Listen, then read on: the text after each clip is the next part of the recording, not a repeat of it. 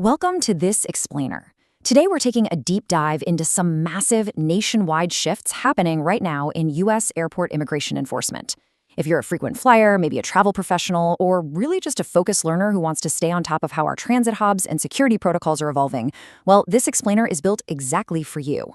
Let's get right to it and look at what's actually changing at the terminal gates. Okay, let's dive into this, because the numbers here really tell the whole story. Recent targeted investigations at major transit hubs have resulted in literally hundreds of immigration-related arrests just over the last several months. We aren't just talking about a minor policy tweak or some subtle administrative update here. We're looking at a substantial operational shift that is having a tangible, immediate impact on the ground. Section 1. Increased airport immigration enforcement. So, to understand the root cause of this wave of arrests and how this enforcement is happening so rapidly, we really have to look at the relationship between the two key agencies involved, ICE and the TSA. Historically, the TSA's mandate has strictly been travel and aviation security, right? Not immigration enforcement. But according to reporting by Reuters and other major news outlets, these two distinct agencies are now working much more closely together. It's this whole new level of interagency cooperation that crosses traditional jurisdictional lines, and it's happening right alongside the security checkpoints we all walk through. And this brilliantly illustrates how that collaboration actually works. It relies entirely on sharing passenger travel information.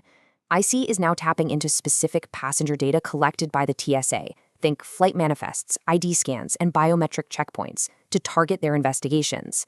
This shared data pipeline is this specific, driving mechanism allowing them to enforce immigration laws more effectively within the airport environment.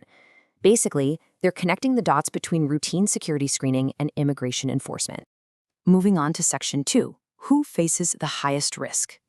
This operational shift basically creates two totally different realities at the airport. For lawfully present travelers, the vast majority continue to travel through these airports without any issues whatsoever. Their security experience remains pretty much unchanged. But for travelers lacking lawful status, well, the reality is starkly different.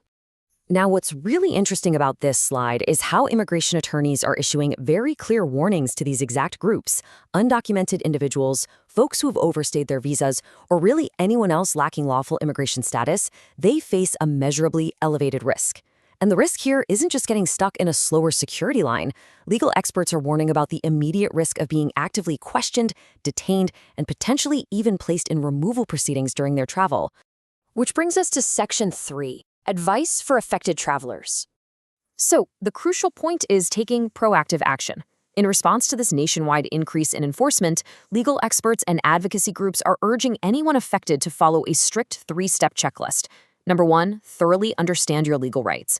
Number 2, ensure you always carry appropriate identification. And number 3, seek professional legal advice before traveling.